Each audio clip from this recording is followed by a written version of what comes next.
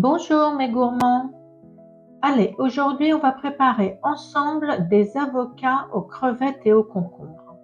Alors, dans un premier temps, tu coupes ton avocat en deux et tu vas retirer le noyau.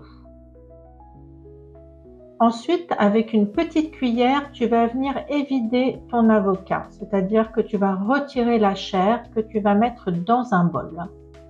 Tu retires toute la chair. Ensuite, tu viens ajouter le jus de citron. Ça va permettre à tes avocats de ne pas noircir. Voilà. Avec une fourchette, tu viens écraser et mélanger le tout. Tu écrases bien et tu mélanges bien avec le jus de citron. Voilà, tu vois ce que ça donne, une pâte bien écrasée. De là, tu viens ajouter les crevettes. Donc moi, ce sont des toutes petites crevettes roses et un concombre que tu as coupé en petits morceaux.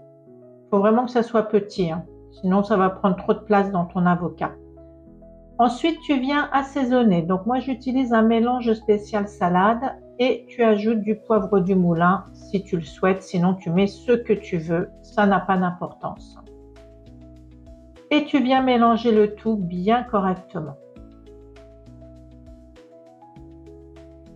Ensuite, on ajoute la moutarde. Donc moi, c'est une moutarde douce. Et la mayonnaise. Donc, c'est une mayonnaise allégée que je prends. Voilà. Et tu viens à nouveau bien mélanger le tout.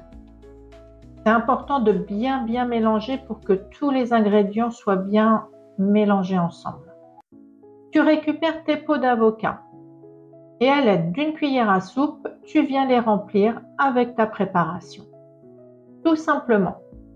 Tu vois, c'est pas compliqué du tout. Le plus dur, je dirais, dans cette recette, c'est d'avoir des avocats qui sont bien mûrs. C'est pas toujours facile. Voilà, j'ai rempli tous mes avocats.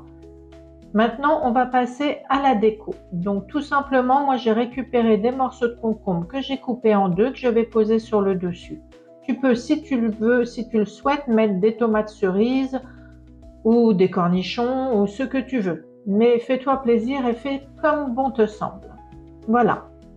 Je finis avec une touche de mélange spécial salade pour la déco et pour que ce soit joli. Et je vais mettre ça au frigidaire jusqu'à temps qu'on passe à table.